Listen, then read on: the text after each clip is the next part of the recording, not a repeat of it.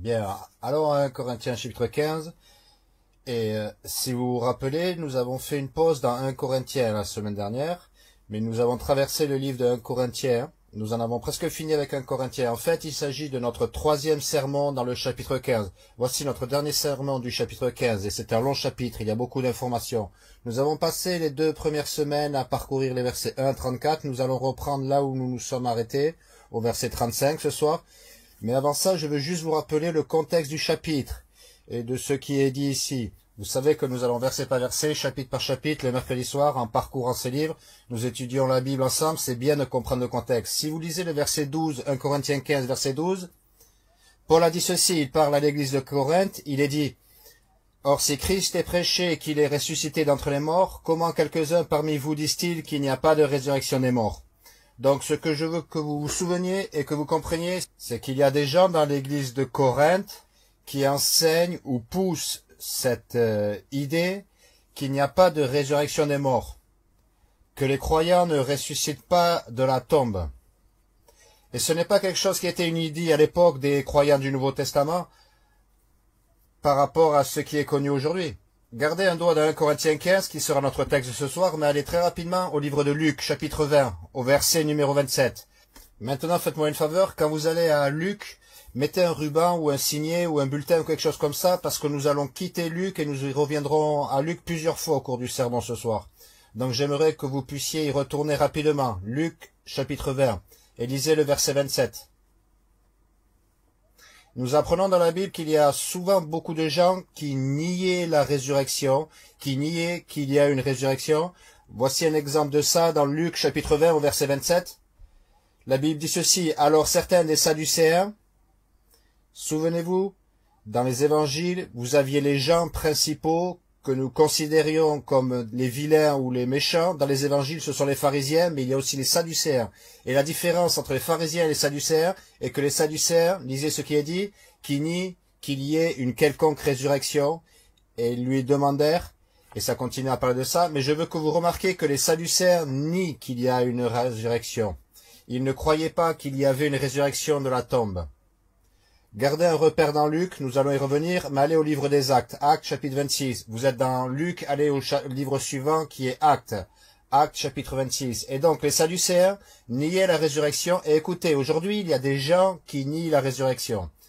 Et même des gens qui clament le nom du Christ, ou qui s'appellent les chrétiens, les témoins de Jéhovah, aujourd'hui nient la résurrection. Ils sont comme les Sadducéens dans le livre de Luc. Ils disent qu'il n'y a pas de résurrection. L'Église adventiste du 7e jour aussi nie la résurrection. Dans Actes chapitre 26, si vous étudiez le livre des Actes, vous verrez que la résurrection est un thème commun qui est prêché dans le livre des Actes.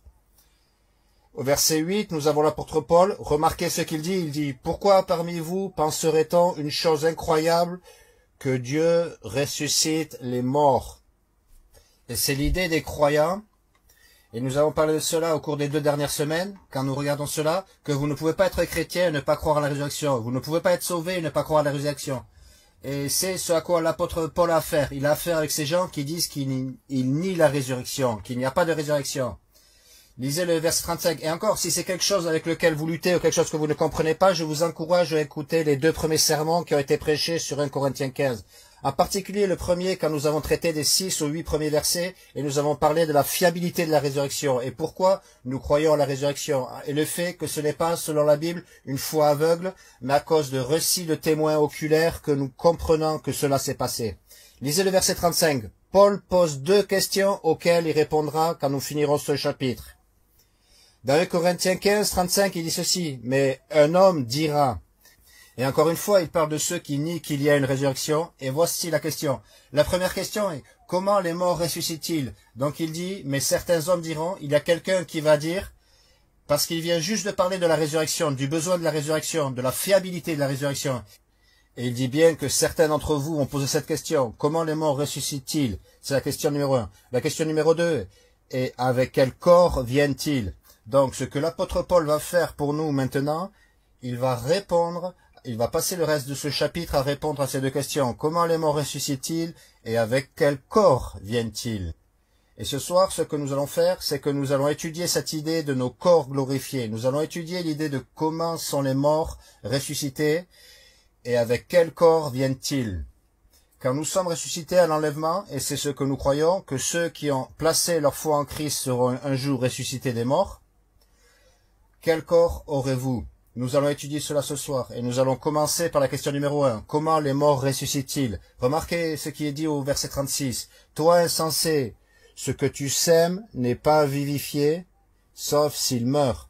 Maintenant, il commence à utiliser cette analogie de semer une graine ou de planter une graine, et il dit que ce que tu sèmes n'est pas vivifié. Le mot vivifié signifie être rendu vivant. Il dit quelque chose ne va pas être vivifié, quelque chose que vous semez, une graine que vous semez, ne sera pas vivifiée, sauf si elle meurt. Donc, il va répondre à la première question, et la première question est vraiment facile à répondre.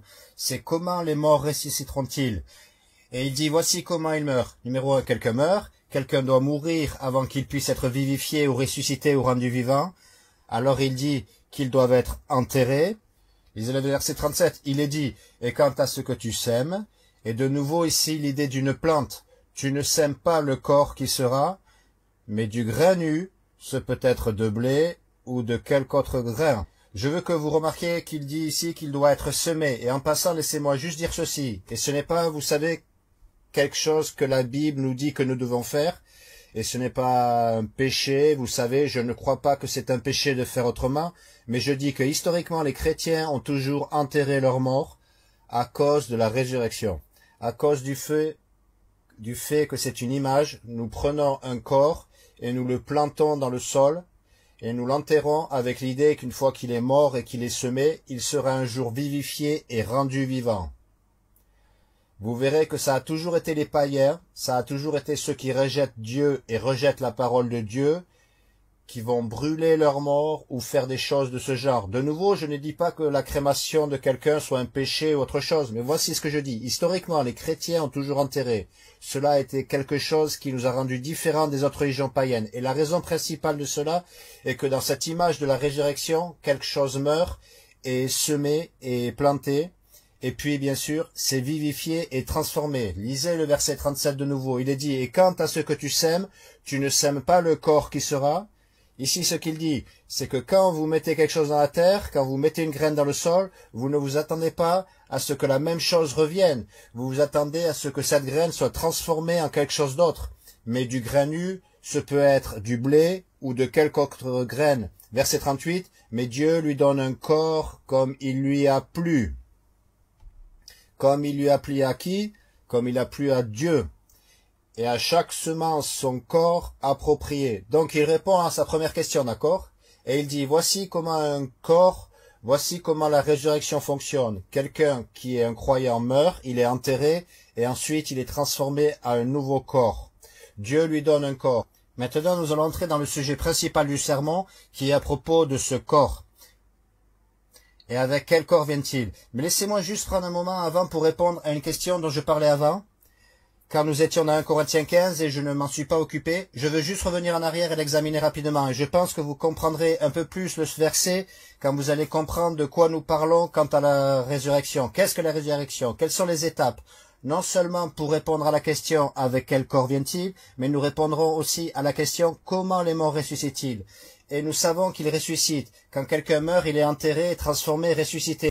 Maintenant, verset 29, nous avons un verset très particulier, 1 Corinthiens 15, 29. Il est dit, « Autrement, que feront ceux qui sont baptisés pour les morts, si les morts ne ressuscitent absolument pas? Pourquoi sont-ils alors baptisés pour les morts ?» Et ce verset est intéressant parce qu'aujourd'hui, vous avez de fausses religions comme les Mormons qui vont prendre ce verset et ils diront, vous voyez, ils diront que vous devez vous faire baptiser pour aller au ciel, ce qui est un mensonge.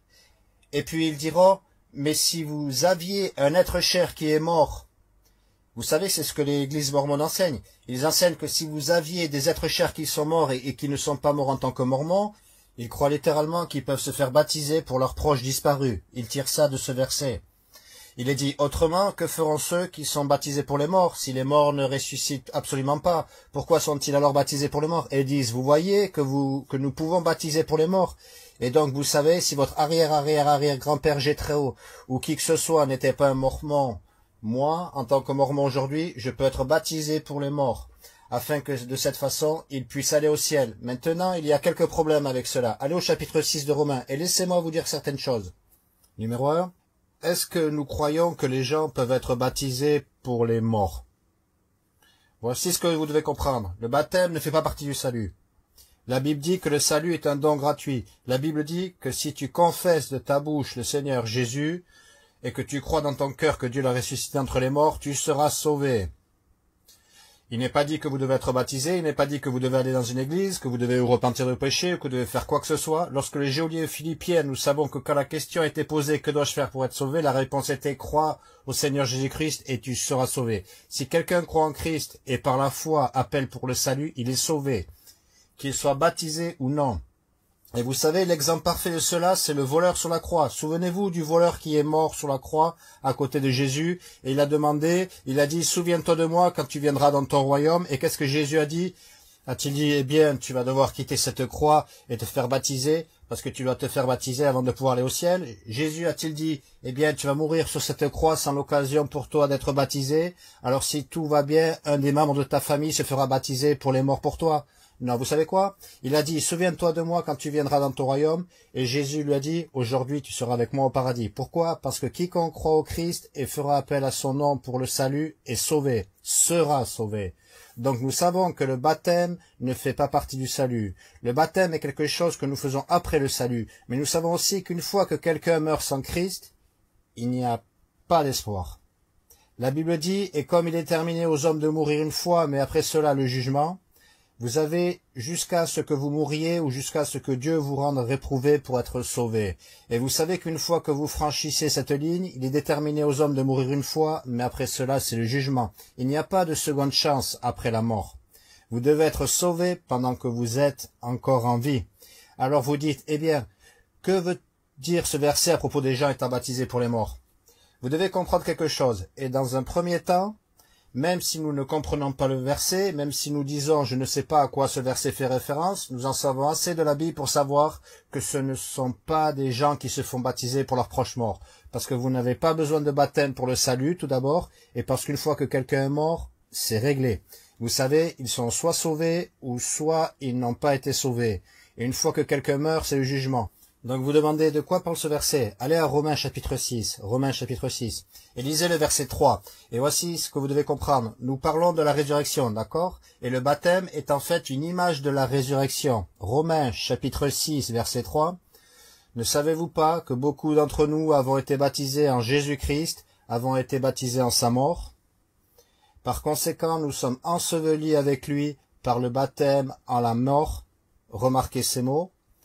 Afin que comme Christ, donc il n'est pas dit que nous étions, ce n'est pas littéral quand il est dit afin que comme, c'est pour signifier que c'est une image, c'est quelque chose qui ressemble, afin que comme Christ a été ressuscité d'entre les morts par la gloire du Père, précisément nous aussi devrions marcher en nouveauté de vie. Remarquez le verset 5. Car si nous avons été plantés, n'est-ce pas la même analogie qui a été usée dans 1 Corinthiens 15? Si nous avons été plantés ensemble dans la ressemblance de sa mort, nous le serons aussi dans la ressemblance de sa résurrection. Vous voyez, lorsque nous baptisons quelqu'un, vous savez, nous avons notre baptistère ici, il est rempli d'eau. Quand quelqu'un entre dans ce baptistère après le salut, ce qu'ils font, c'est qu'ils sont une image de certaines choses concernant la résurrection. Quelqu'un entre dans le baptistère, il a de l'eau à travers son corps, et c'est une image bien sûr de la croix et lorsque Jésus meurt sur la croix. Et lorsque nous prenons cet individu et que nous l'amenons ensuite sous l'eau, c'est une image de la mort. Et lorsqu'il sort de l'eau, c'est une image de la résurrection. Et ce que les croyants font quand ils se font baptiser, c'est qu'ils montrent publiquement qu'ils croient, dans un premier temps, que Jésus est mort sur la croix, a été enterré et qu'il est ressuscité des morts comme un paiement pour leur salut, mais ils sont aussi en train de dire qu'ils croient qu'à cause de cela, un jour ils vont mourir, ils seront enterrés et ils seront ressuscités de leur tombe. Alors quand vous revenez à la première épître aux Corinthiens 15 et que Paul dit « Autrement, que feront ceux qui sont baptisés pour les morts ?» Rappelez-vous qu'il parle à des gens qui ne croient pas à la résurrection. Et je crois que tout ce qu'il répond, tout ce qu'il dit, c'est que s'il n'y a pas de résurrection, alors pourquoi vous faites-vous baptiser? Et vous dites d'accord, mais il dit pour les morts. Rappelez-vous que le mot pour peut signifier à cause d'eux, d'accord? Donc par exemple, vous allez à la police, vous voyez la photo de quelqu'un, c'est écrit recherché pour meurtre. Pourquoi le veulent-ils? À cause du meurtre. Et ici, c'est dit, ils sont baptisés pour, à cause des morts, autrement dit. Et encore, je ne vous dis pas que je suis dogmatique là-dessus. Je suis dogmatique sur le fait que vous n'avez pas besoin du baptême pour le salut et vous ne pouvez pas être baptisé pour les gens qui sont déjà morts. Vous ne pouvez pas obtenir le salut pour les gens qui sont déjà morts. Mais vous savez, je crois que cela parle du fait que les morts ici, je pense que ce qu'il dit est que la forme que vous et moi aurons, ce sera à cause de la mort. Et il dit, écoutez, si vous n'allez pas ressusciter de la tombe, s'il n'y a pas de résurrection, alors pourquoi se faire baptiser à l'image de la résurrection? Alors pourquoi, vous savez, se tenir dans une mare d'eau et passer par la routine d'être enterré, d'être planté et ensuite d'être ressuscité? Il dit, s'il n'y a pas de résurrection, parce que rappelez-vous que le contexte est qu'il parle à des gens qui ne croient pas à la résurrection et il répond à leurs questions. Il demande, comment est-ce que les gens ressuscitent de la tombe? Et il dit que cela se passe de la même manière que vous êtes baptisés. Quelqu'un meurt, il est enterré et il est ressuscité de la tombe. Mais descendez au verset 39 de 1 Corinthiens 15. Allons voir la seconde question. Rappelez-vous que la seconde question était « Et avec quel corps viennent-ils » Donc pas seulement vous savez comment les morts ressuscitent-ils, mais avec quel corps viennent-ils. Maintenant, nous allons regarder beaucoup de passages, nous allons parcourir beaucoup d'écritures ce soir. Vous savez que c'est la nuit d'étude de la Bible. Nous allons étudier la Bible. La première chose dont il parle, quand il parle concernant avec quel corps viennent-ils, il parle à propos du corps lorsque la résurrection arrive, lorsque l'enlèvement arrive, lorsque nous sommes sortis des tombes. Dans quel corps allons-nous être élevés? La première chose qu'il explique est le fait qu'il existe différents types de chair. Remarquez au verset 39, il dit « Toute chair n'est pas la même chair ».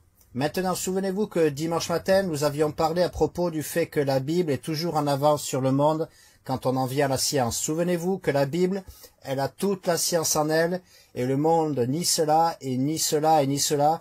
Et puis des milliers d'années plus tard, ils sont comme « Oh ouais, peut-être que nous devrions nous laver les mains sous l'eau courante. Oh oui, peut-être que nous devrions pas saigner à mort les gens. » La Bible est toujours en avance, et je crois que nous regardons un passage où la Bible est en avance sur la science.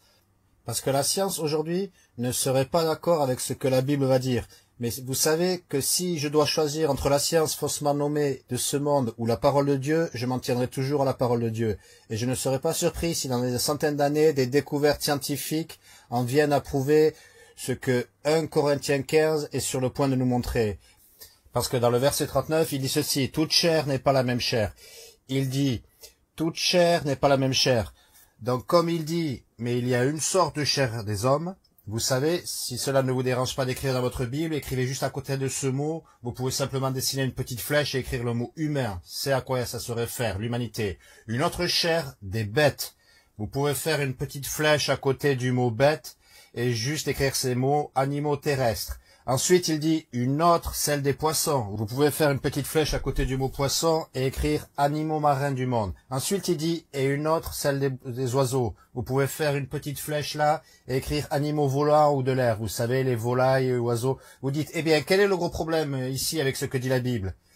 Il dit que ces différents types de créatures ont différentes chairs. La chair d'un être humain est différente de la chair d'un animal terrestre, qui est différente de la chair d'un animal marin ou d'un poisson, vous savez, qui est différente de la chair d'un animal volant ou d'un oiseau ou d'une volaille. Vous dites, eh bien, pourquoi est-ce un problème? Voilà pourquoi est-ce un problème. Parce qu'aujourd'hui, vous allez dans les collèges et les universités de ce monde, et vous savez ce qu'ils vous disent? Ils vous diront qu'un poisson s'est transformé en un animal terrestre, qui s'est transformé en un oiseau, qui s'est transformé en un humain ou autre. Et ils essayent de faire quelque chose comme ceci. Vous savez, les humains, et les chiens, et les singes, et les oiseaux, et les poissons, nous avons tous la même chair. Eh bien, vous savez, la Bible dit que toute chair n'est pas la même chair. Tout est produit selon son propre genre. Et écoutez, un singe ne peut pas produire un humain. Un oiseau, vous savez, un dinosaure ne produirait pas un poulet. Vous savez que c'est ce qu'ils veulent nous dire. Le grand T-Rex puissant transformé en un petit, vous savez, un poulet ou quoi que ce soit. Et c'est littéralement ce qu'ils enseignent. Ces animaux se transforment à la naissance. Mais la Bible nous dit que ce n'est pas la même chair. Il y a différents types de chair. Donc il parle du fait que, écoutez, la science ne sera pas d'accord avec cela aujourd'hui, mais la Bible est vraie. La Bible est toujours vraie. Donc il y a de la chair humaine, et il y a de la chair animale, il y a de la chair de poisson, il y a de la chair de poule. Mais ensuite, il nous parle du fait qu'il y a différents types de gloire. Remarquez le verset 40, il dit, il y a aussi des corps célestes et des corps terrestres. Nous allons revenir à cela dans une minute. Il dit, mais la gloire des célestes est une, et la gloire des terrestres est une autre. Maintenant, quand il parle de la gloire ici, le mot gloire est utilisé pour signifier plusieurs choses différentes. Je crois qu'il parle de la luminosité, et nous voyons cela dans le verset 41. Remarquez ce qu'il dit. Il y a la gloire du soleil, et une autre gloire de la lune, et une autre gloire des étoiles, car une étoile diffère d'une autre étoile en gloire. Ici, ce qu'il dit, c'est que le soleil brille plus que la lune, et nous comprenons que la lune reflète la lumière du soleil. Et il dit, vous savez que les différentes étoiles ont des gloires différentes, elles ont des brillances différentes. Elles ont, vous savez, un éclat plus fort que les autres, c'est ce qu'il dit. Et ici, ce que je voudrais que vous compreniez, et je veux que vous le remarquiez et que vous le tiriez des Écritures. Allez à Daniel, gardez l'emplacement dans 1 Corinthiens 15 et allez dans Daniel chapitre 12. Et je vais vous montrer quelque chose que je crois, et vous pouvez être en désaccord avec cela, et c'est bien, vous savez, et je ne vais pas discuter avec vous à ce propos. Vous pouvez m'envoyer un email, je vais juste le supprimer, mais vous savez, je crois que l'apôtre Paul nous montre quelque chose ici. Et souvenez-vous, il parle de nos corps glorifiés, il parle de nos corps ressuscités, il dit, vous savez qu'il y a une chair différente pour différents types, vous savez, les humains et les différents types d'animaux, et ensuite il dit qu'il y a différentes gloires. Il dit qu'il y a une gloire du soleil, une autre gloire de la lune et une autre gloire des étoiles. Les étoiles diffèrent les unes des autres en gloire, et je voudrais que vous y trouviez un thème qui se trouve dans les Écritures sur le fait que nos corps glorifiés brilleront. En fait, quand vous voyez corps glorifié utilisé dans la Bible, vous verrez souvent dans la description qu'il brille. Il brille. Daniel chapitre 12, vers la fin de l'Ancien Testament, vous avez Ésaïe, Jérémie, Lamentation, Ézéchiel, Daniel. Daniel chapitre 12, je veux que vous remarquiez que la Bible dit dans le verset 2, la Bible dit ceci, « Et beaucoup de ceux qui dorment », d'accord? Maintenant, souvenez-vous, la Bible se réfère à la mort comme un sommeil pour les croyants, parce que quand vous mourrez, vous n'êtes pas partis, vous dormez. Vous savez l'idée qu'il y a un jour où vous allez vous réveiller à la résurrection. Je remarque ce qu'il a dit, « Et beaucoup de ceux qui dorment dans la poussière de la terre se réveilleront, les uns pour la vie éternelle, cela parle des croyants, les autres pour la honte et un mépris éternel. » Cela parle du fait que même les incroyants seront ressuscités pour le grand trône blanc. Vous pouvez lire à ce sujet dans Apocalypse chapitre 20. Et au verset 3, « Et les sages », je veux que vous vous rappeliez que ce mot-là, les sages, et les sages brilleront comme la splendeur du firmament. Maintenant, vous savez, les partisans de la terre plate vous disent que le firmament est une sorte de globe de verre dans le ciel ou quelque chose. Mais il est juste en train de parler du ciel, d'accord? Et il dit, les sages brilleront. Si vous regardez le ciel et que vous voyez ces étoiles qui brillent, c'est ainsi que seront ceux qui sont sages, comme la splendeur du firmament. Notez ce qui est dit. Et ceux qui auront instruit beaucoup à la rectitude brilleront comme des étoiles pour toujours et toujours. Donc je veux que vous remarquiez, gardez votre doigt là dans Daniel chapitre 12 et allez parcourir le livre des Proverbes chapitre 11. Je veux que vous compariez ces deux versets. Si vous êtes dans Daniel, voulez-vous bien revenir en arrière? Vous allez passer Ézéchiel, Lamentation, Jérémie, Ésaïe, Cantique, Ecclésiaste et le livre des Proverbes. Et je veux que vous les lisiez côte à côte. Proverbes chapitre 11 et verset 30. Maintenant vous connaissez le verset, mais regardez-les ensemble. Proverbes chapitre 11 et verset 30. Le fruit de l'homme droit est un arbre de vie, et celui qui gagne des âmes est sage. D'accord? C'est de là que provient l'expression « gagner des âmes ». Maintenant, lorsque nous parlons de gagner des âmes, nous parlons de sortir et d'obtenir que des gens soient sauvés. Maintenant, je veux que vous compariez Proverbe 11.30, « Le fruit de l'homme droit est un arbre de vie » et remarquez la dernière partie du verset « Et celui qui gagne des âmes est sage ». Celui qui gagne des âmes est sage. Retournez maintenant à Daniel chapitre 12 et verset 3. Allez de nouveau à Daniel au chapitre 12 verset 3. Et les sages, vous voyez ça? Proverbe 11.30 nous dit que celui qui gagne des âmes est sage, et les sages brilleront comme la splendeur du firmament, et ceux qui, notez bien ces mots, auront instruit beaucoup à la rectitude. Qu'est-ce que cela signifie d'instruire quelqu'un à la rectitude? C'est d'obtenir que quelqu'un soit sauvé, c'est de les rendre justifiés, d'accord? Et voici ce que je voudrais que vous compreniez. Il se peut que cette partie du système de récompense au ciel soit en rapport avec la gloire, la brillance et l'éclat de votre corps glorifié. Nous serons peut-être en mesure de voir physiquement votre gloire basée sur combien votre corps actuel ressuscité brille. Et la Bible semble indiquer que c'est connecté à combien de gens vous aurez tourné vers la droiture. Je veux dire que si la luminosité de votre corps glorifié a à voir avec combien de personnes vous avez sauvées, certains d'entre vous pourraient être une veilleuse. Certains d'entre vous ont peut-être besoin de sortir avec des gagneurs d'âme, parce qu'on vous donne votre corps glorifié, ça ne brille pas, et c'est comme si vous n'aviez jamais sauvé personne. Vous ne prêchez l'évangile nulle part, parce que notez ce qui est dit, et les sages brilleront comme la splendeur du firmament. Cela ne fait-il pas sens que Christ serait celui qui brille avec le plus d'éclat? Il n'y a plus de soleil parce que c'est Christ et sa gloire qui fait rayonner Jérusalem. Pourquoi? Parce que nous avons tous été sauvés par Christ. C'est celui qui a vraiment le mérite du salut de tout le monde. Mais ici, on nous dit que « Et les sages brilleront comme la splendeur du firmament, et ceux qui auront instruit beaucoup à la rectitude brilleront comme des étoiles pour toujours et toujours. » Et Proverbe 11:30 dit « Le fruit de l'homme droit est un arbre de vie, celui qui gagne des âmes est sage. » Laissez-moi vous donner une autre référence. Matthieu 13, premier livre du Nouveau Testament, Matthieu 13 et verset 43, Matthieu 13, verset 43. Remarquez ce que la Bible dit ici. De nouveau, cela parle de l'état futur des croyants. Matthieu 13, verset 43. Remarquez ce qui est dit. Puis les hommes droits, en référence aux croyants, resplendira comme le soleil dans le royaume de leur Père. Que celui qui a des oreilles pour entendre, entende. Ici, Jésus nous dit que les hommes droits dans le royaume de leur Père brilleront comme le soleil.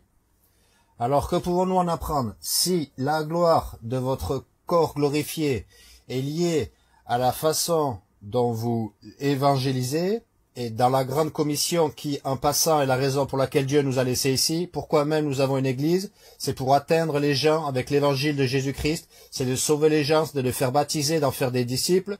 Pourquoi nous rencontrons-nous un mercredi soir pour étudier la Bible, pour vous faire des disciples, pour vous aider à grandir dans le Seigneur? Pourquoi? Parce que ça fait partie de la grande commission. Et si votre corps glorifié, vous savez, a à voir avec l'éclat et la gloire, et les récompenses ont à voir avec comment vous avez été impliqué dans l'accomplissement de la grande commission, que pouvons-nous apprendre de tout cela?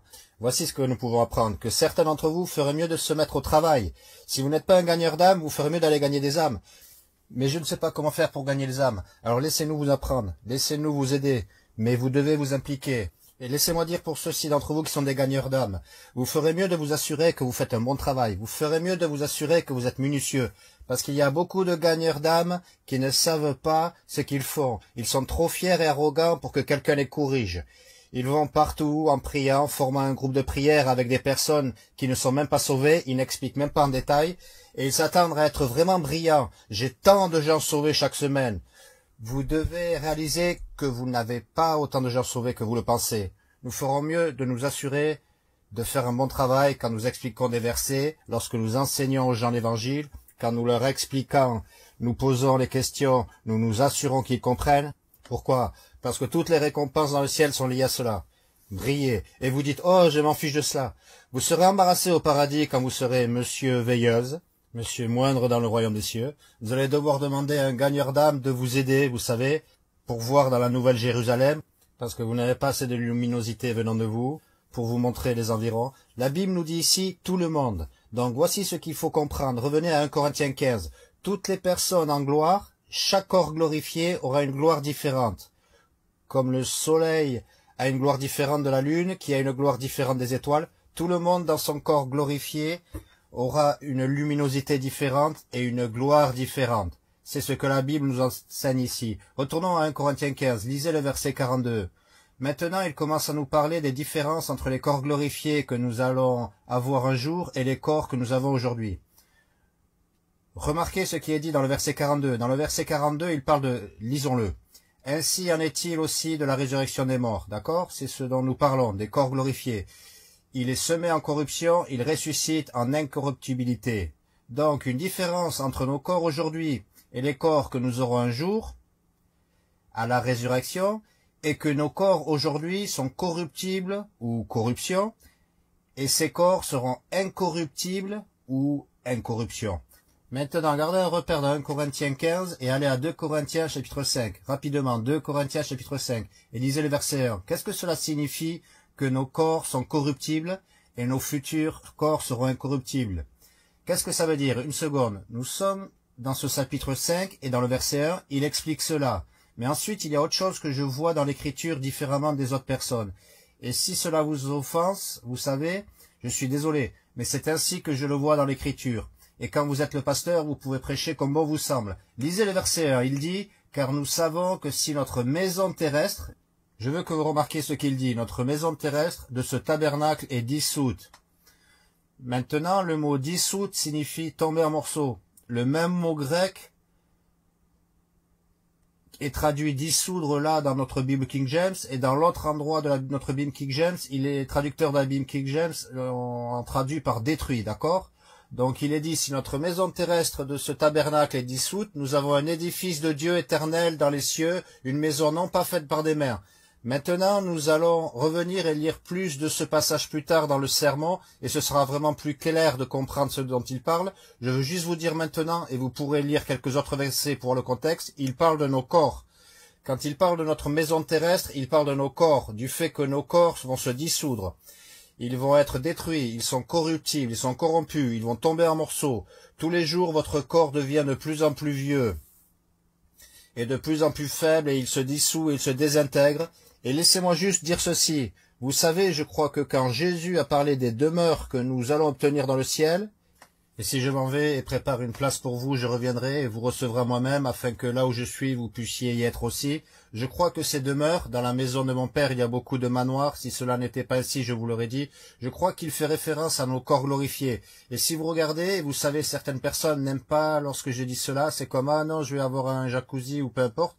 Mais si vous regardez la description de la Nouvelle Jérusalem, dans le livre de l'Apocalypse, c'est une ville tridimensionnelle. Je veux dire, je ne nous vois vraiment pas avoir des maisons là-bas. Je ne vois pas vraiment le besoin d'avoir des maisons là-bas. Je crois qu'il parle à propos de nos corps glorifiés étant ce manoir. Et ensuite, pensez-y, lisez le verset 1. Il compare notre corps à un tabernacle. Maintenant, qu'est-ce qu'un tabernacle? Un tabernacle est une tente. Ce n'est même pas comme une structure. Vous savez, avec du bois. Un tabernacle est une tente temporaire. Et il assimile nos corps présents à une tente temporaire. Et puis il dit que ce que nous allons avoir est une maison éternelle dans le ciel, pas faite par des mains. Jésus l'a assimilé à un manoir. Qu'est-ce qu'il essaye de dire? Il essaye de dire, écoutez, votre corps va être bien meilleur, tel qu'un manoir en comparaison à une tente. Voilà combien meilleur sera votre corps glorifié en comparaison avec ce que vous avez maintenant. Et encore une fois, si vous n'êtes pas d'accord avec cela, peu importe. Vous voulez un manoir? Peut-être que vous en aurez un. Mais ici, il parle à propos de cette maison terrestre, de ce tabernacle qui est dissous. Alors quand il dit, quelle va être la différence entre nos corps présents et nos corps que nous aurons après la résurrection? C'est que les corps que nous avons maintenant se dissolvent, sont corrompus, ils se désintègrent. Les corps d'après ne se dissolvent pas, ne se corrompent pas, ils sont incorruptibles. Retournez à 1 Corinthiens 15. Lisez le verset 43. Puis il nous donne une autre différence. La première différence entre nos corps de maintenant et nos futurs corps, c'est que maintenant ils sont corruptibles et plus tard ils seront incorruptibles. La seconde chose qu'il dit est ceci. Lisez le verset 43. Il est semé, en référence à nos corps présents, il est semé en déshonneur, il ressuscite en gloire. Il dit que votre corps présent, il utilise ce mot pour le décrire, déshonneur, et ensuite il utilise le mot gloire pour expliquer le suivant. Maintenant, encore ce mot déshonneur, ce même mot qui est traduit déshonneur ici, dans d'autres parties de notre Bible King James, c'est traduit par le mot vil. Et vous trouverez que ce mot est souvent utilisé, il est utilisé en référence à nos corps. Allez rapidement à Philippiens chapitre 3. Vous êtes ici dans 1 Corinthiens, vous avez passé 2 Corinthiens, Galates, Éphésiens, Philippiens. Je sais que nous regardons beaucoup de passages, c'est la nuit d'étude de la Bible. Nous regardons la Bible ensemble. Philippiens chapitre 3, lisez le verset 21. Philippiens chapitre 3, verset 21. Remarquez ce que la Bible dit à propos de la future résurrection. Philippiens 3, 21. Qui changera notre corps. Remarquez ce mot, vil, afin qu'il puisse être façonné semblable à son corps glorieux, selon l'œuvre par laquelle il est capable même d'assujettir toutes choses à lui. Donc la Bible dit que Dieu peut prendre nos corps vils et qu'il va les façonner semblablement à son corps glorieux. Et c'est ce qu'il dit dans 1 Corinthiens 15. Vous pouvez revenir en arrière, il dit, il est semé en déshonneur, il est vil, il est ressuscité en gloire. Et le mot vil signifie moralement mauvais ou méchant. La différence ici, la différence est entre notre corps ici sur terre et nos corps après la résurrection. Nos corps ici sont corruptibles. Ces corps seront incorruptibles. Nos corps ici sont pécheurs, ces corps seront sans péché. Lisez le verset 43 de nouveau. Il est semé en déshonneur, il ressuscite en gloire. Voici le troisième point. Il dit, il est semé dans la faiblesse, il ressuscite avec pouvoir. Il décrit nos corps d'aujourd'hui comme faibles, et il décrit nos corps prochains comme puissants. Maintenant, laissez-moi juste vous donner quelques exemples en ce qui concerne ceci. Allez à Luc, si vous avez gardé votre repère là dans Luc chapitre 24, et c'est intéressant parce que dans le livre de Luc et dans le livre des Actes aussi, nous voyons que nous avons un aperçu de Jésus dans son corps glorifié. Parce que rappelez-vous que Jésus, la Bible dit que la parole a été faite chair, Dieu a été manifesté dans la chair, Jésus est devenu un homme comme nous dans notre faible corps. Il avait le même corps faible que nous avons aujourd'hui, mais après sa mort et sa résurrection, il a été ressuscité dans son corps glorifié. Il a été ressuscité dans un corps qui avait du pouvoir. Maintenant, quel est ce pouvoir? Nous ne savons pas évidemment, nous ne savons pas tout sur le monde spirituel et comment les cieux vont fonctionner et tout cela, mais nous en avons quelques aperçus dans l'Évangile. Luc 24 au verset 30, la Bible dit ceci, « Et il arriva que, comme il s'agit de Jésus et de son corps glorifié après la résurrection, était assis à la table avec eux, il prit du pain et le bénit et le romput et le leur donna.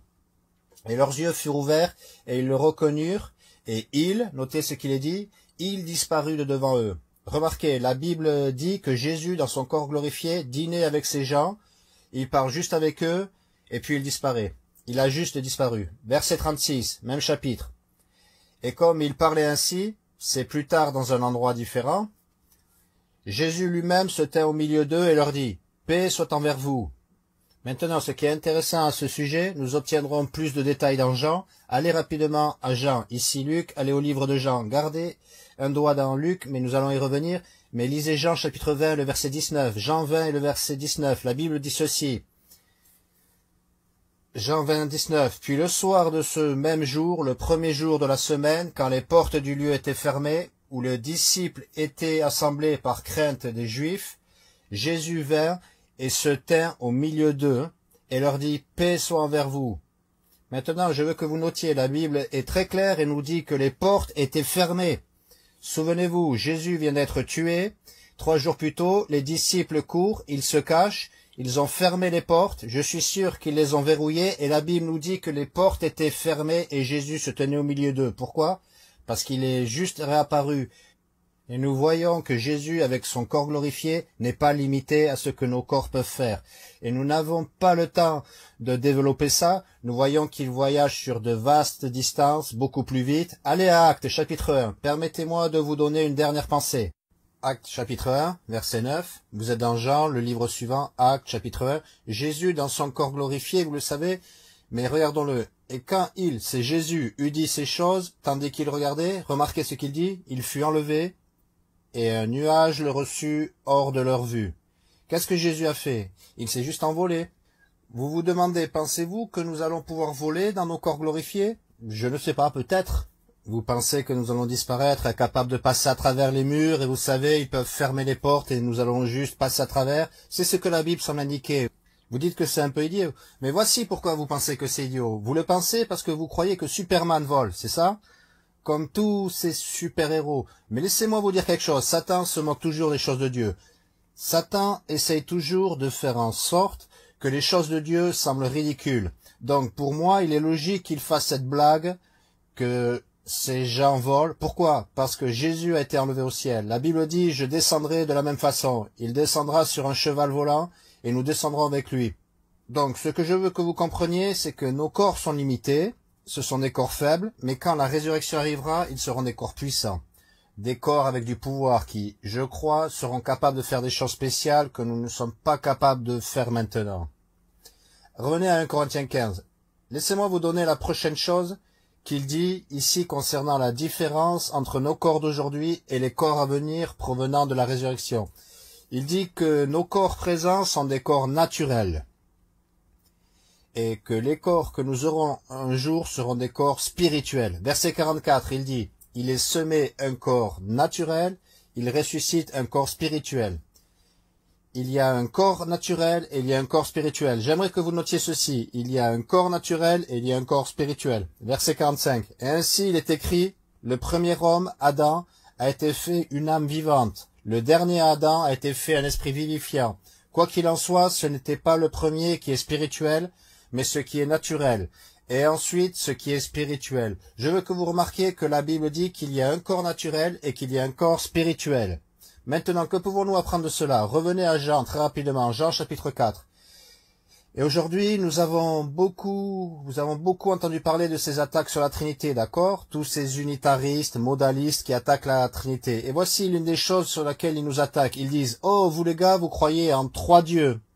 Et vous savez que la réponse est non, nous croyons en un seul Dieu qui existe en 3 personnes. Et ils diront, eh bien, vous les gars, vous croyez que ce sont 3 personnes avec 3 corps différents? Je veux dire, n'est-ce pas du polythéisme? Non. C'est un Dieu qui existe en 3 personnes. Mais ils vont dire, eh bien, vous les gars, en fait, vous croyez qu'ils ont 3 corps différents? Et vous savez, la réponse à cette question est oui. Et voici ce qu'ils vont dire. Ils diront, eh bien, Dieu, le Père, n'a pas de corps.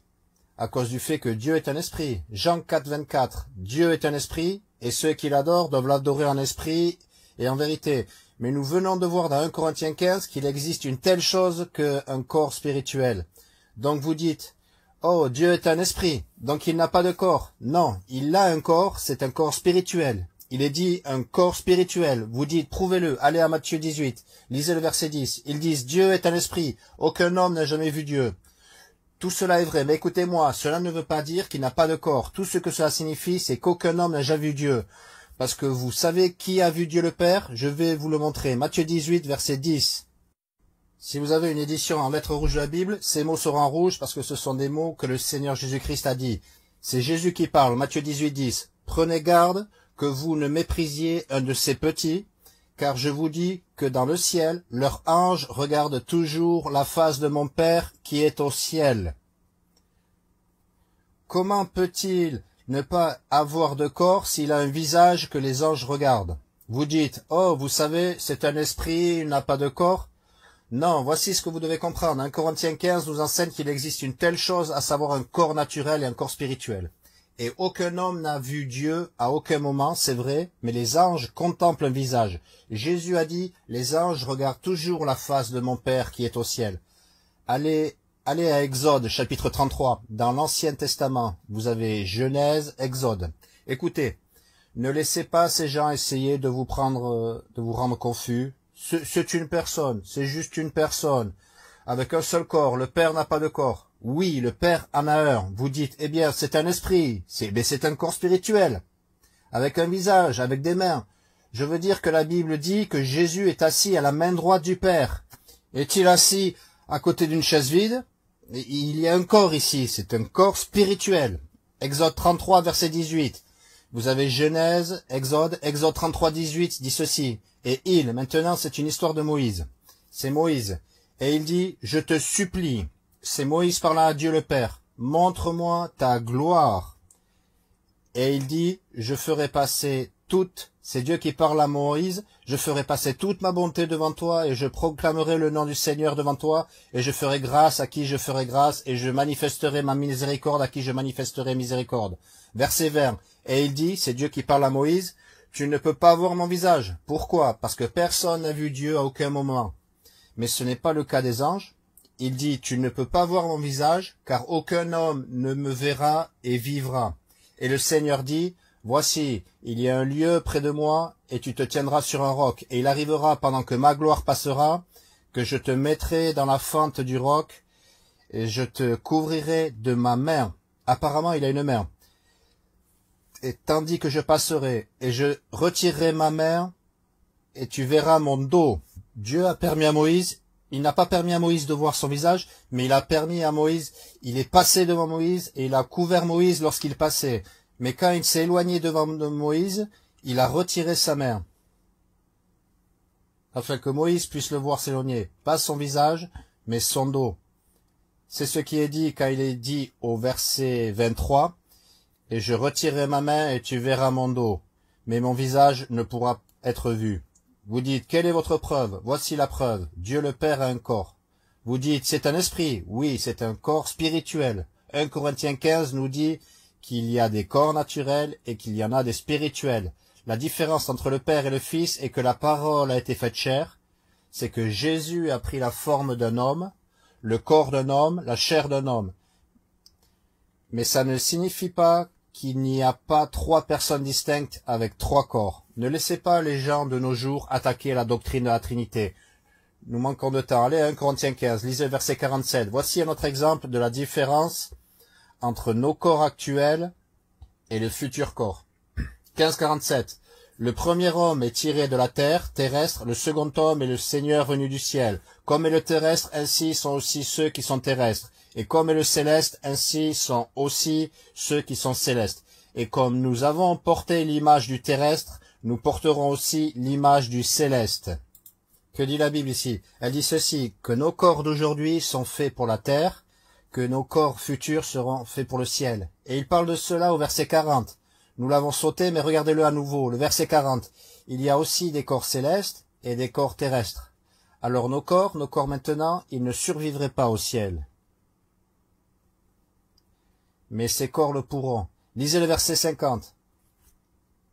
Maintenant, je dis ceci, frères, que la chair et le sang ne peuvent hériter le royaume de Dieu, et que la corruption non plus n'hérite pas l'incorruptibilité. La Bible dit que la chair et le sang ne peuvent hériter le royaume de Dieu. Comment allez-vous ressusciter de la tombe? Comment l'a été Jésus? C'est ce que les témoins de Jéhovah pensent, parce qu'ils disent non, Jésus a été ressuscité en esprit. Il n'est pas ressuscité en tant que corps physique, parce que la chair et le sang ne peuvent pas hériter le royaume de Dieu. Mais je veux que vous compreniez cela, et peut-être que vous ne le comprenez pas, nous l'acceptons juste par la foi. La Bible nous dit que nos corps présents sont de chair et de sang, et nos corps futurs, ils sont décrits comme de chair et d'os. Maintenant, laissez-moi vous montrer cela. Verset 50, il est dit, « Maintenant je dis ceci, frères, que la chair et le sang ne peuvent hériter le royaume de Dieu. » Allez à Luc chapitre 24. Luc chapitre 24. Si vous y avez gardé un repère. Luc 24, faisons vite parce que je suis à court de temps et que je ne veux pas passer notre semaine dans 1 Corinthiens 15, d'accord? Alors finissons-en et nous allons passer à autre chose. Luc 24, verset 36. Souvenez-vous que c'est Jésus après qu'il ait été ressuscité. Et comme il parlait ainsi, Jésus lui-même se tint au milieu d'eux et leur dit, « Paix soit envers vous. » Mais ils étaient terrifiés et effrayés, et ils supposaient qu'ils avaient vu un esprit. D'accord? Comme les témoins de Jéhovah. Ils pensaient qu'il est ressuscité comme un esprit. Et il leur dit, « Pourquoi êtes-vous troublés? Et pourquoi s'élève-t-il des pensées dans vos cœurs? Regardez mes mains et mes pieds, que c'est moi-même. Touchez-moi et voyez. Notez ce qu'il dit. Car un esprit n'a ni chair ni os, comme vous voyez que j'ai. » Donc vous savez que Jésus est ressuscité physiquement de la tombe et la Bible dit que son corps a chair et os. Vous dites, la Bible dit dans 1 Corinthiens chapitre 15 que la chair et le sang ne peuvent hériter le royaume de Dieu. Qu'est-ce que ça veut dire? Je ne sais pas ce que ça signifie, mais je pense que ça veut dire que notre corps au ciel n'aura pas de sang. Et vous dites, quel est l'important à propos de ça? Eh bien, plusieurs choses. Rappelez-vous que la vie est dans le sang. Le sang est ce qui nous maintient en vie. Au ciel, le sang ne vous gardera pas en vie. Et souvenez-vous aussi de ceci, nous sommes des pécheurs à cause de notre lignée de sang. Souvenez-vous, c'est pourquoi, comme par un seul homme, le péché entra dans le monde et la mort par le péché, et ainsi la mort a passé sur tous les hommes, par quoi tous ont péché, notre nature pécheresse nous est donnée par notre Père. Et je ne veux pas entrer dans de grands discours scientifiques ici, mais laissez-moi juste expliquer cela rapidement, d'accord? Dans le corps d'une femme, vous avez un œuf qui fera un cycle dans son corps. Cet œuf ne deviendra jamais une personne, il ne deviendra jamais vivant, à moins qu'il n'entre en contact avec le sang d'un homme. Voilà comment un enfant est conçu. Notre sang vient de notre Père qui est Adam. C'est pourquoi nous sommes nés pécheurs. Il est donc logique que ce sang n'entre pas au paradis. Ce sang, vous dites, allons-nous avoir des corps de chair et de sang? Non, nous aurons des corps de chair et d'os. Et la Bible dit ici que la chair et le sang ne peuvent hériter le royaume de Dieu. En passant, c'est la raison pour laquelle Jésus est né d'une vierge. Parce que s'il avait le sang d'Adam, il aurait été un pécheur, comme le reste d'entre nous. C'est plus de théologie et nous pouvons prêcher à ce sujet plus tard. Allez à 1 Corinthiens 15, lisez le verset 31. Oh, en fait, vous savez quoi? Laissez-moi juste vous montrer ceci rapidement. Luc 24, 41. Et comme de joie, tandis qu'ils ne croyaient pas encore et qu'ils s'interrogeaient, il leur dit, avez-vous ici quelque nourriture? Le mot nourriture veut dire aliment dans la Bible. Et ils lui donnèrent un morceau de poisson grillé et un rayon de miel. Et il le prit et mangea devant eux. Je veux juste que vous notiez qu'au paradis, nous allons manger. Amen. Parce que oui, vous savez quoi? Vous ne pouvez pas être un baptiste sans manger. Donc je remercie Dieu que ça va être ainsi au paradis. 1 Corinthiens 15, verset 51. 15, 51. Voici, je vous déclare un mystère. Voici la prochaine différence entre nos corps naturels et nos corps glorifiés. Voici, je vous déclare un mystère, nous ne dormirons pas tous, mais nous serons tous changés, et en un clin d'œil à la dernière trompette, car la trompette sonnera, et les morts ressusciteront incorruptibles, et nous serons tous changés. Et nous avons parlé de ça quand nous avons parlé de l'enlèvement la dernière fois, quand nous étions dans 1 Corinthiens 15. Verset 53. Car ce corps corruptible doit revêtir l'incorruptibilité, et ce corps mortel doit revêtir l'immortalité, ce qui est notre différence entre nos corps glorifiés et nos corps naturels. Ainsi, nos corps naturels sont mortels, nos corps glorifiés sont immortels. Ces corps meurent, ces corps ne mourront jamais. Vraiment rapidement, 2 Corinthiens 5. Rappelez-vous que nous étions dans 1 Corinthiens, 2 Corinthiens 5, verset 1. Car nous savons que si notre maison terrestre de ce tabernacle est dissoute, nous avons un édifice de Dieu éternel dans les cieux, une maison non pas faite par des mains. Car en celle-ci nous gémissons, désirons d'être revêtus de notre maison, laquelle est du ciel. S'il en est ainsi qu'étant vêtus, nous ne serons pas trouvés nus. Verset 4. 2 Corinthiens 5, 4. Car nous qui sommes dans ce tabernacle gémissons, étant chargés, non parce que nous voulons être dévêtus, mais d'être revêtus. Notez ce qu'il dit, afin que le mortel puisse être englouti par la vie. Qu'est-ce que la Bible dit ici? Lorsque vous recevez votre corps glorifié, c'est pourquoi la Bible dit que dans le ciel, il n'y a pas de mort, il n'y a pas de séparation. Ces corps meurent, mais ces corps ne mourront jamais. Allons à 1 Corinthiens 15. Nous avons fini ici. Nous avons tout appris sur nos corps glorifiés. Certains peuvent être d'accord avec cela, certains non. Peut-être que vous pensez que nous allons avoir un manoir, c'est génial, un manoir ou autre. Je pense que ça parle de nos corps.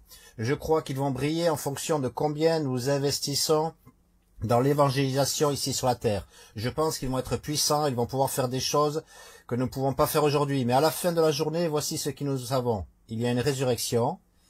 Il y a une résurrection pour ceux qui croient. Alors que pouvons-nous apprendre de cela? Rapidement, lisez le verset 54. Nous allons finir ce chapitre et nous aurons fini. Ainsi, lorsque ce corps corruptible aura été revêtu de l'incorruptibilité, et ce corps mortel aura revêtu l'immortalité, alors sera accomplie cette parole qui est écrite. Notez ces mots. La mort est engloutie en victoire. Ô mort, où est ton aiguillon? Ô tombe, où est ta victoire? L'aiguillon de la mort, c'est le péché, et la vigueur du péché est la loi. Mais remercions Dieu qui nous donne la victoire par notre Seigneur Jésus-Christ. Vous savez ce que la résurrection nous enseigne? Cela nous enseigne que nous ne devons pas craindre la mort. Pasteur Jiménez, avez-vous peur de mourir? Vous savez que je ne cherche pas cela, mais je n'ai pas peur de mourir. Et vous ne devriez pas avoir peur de mourir. Pourquoi? À cause de la résurrection. Si vous êtes ici ce soir et vous dites, vous savez, j'ai peur de mourir, je ne sais pas ce qui va m'arriver si je meurs aujourd'hui, je ne sais pas ce qui va se passer, vous savez, la Bible dit, j'ai écrit ces choses à vous qui croyez au nom du Fils de Dieu, afin que vous puissiez savoir que vous avez la vie éternelle. Vous ne devez pas partir d'ici ne le sachant pas. Vous pouvez savoir avec certitude que vous êtes sauvés. Cela n'a rien à voir avec l'église où vous allez, ou le fait que vous soyez baptisé, ou que vous soyez repenti au péché, mais cela a tout à voir avec Jésus-Christ.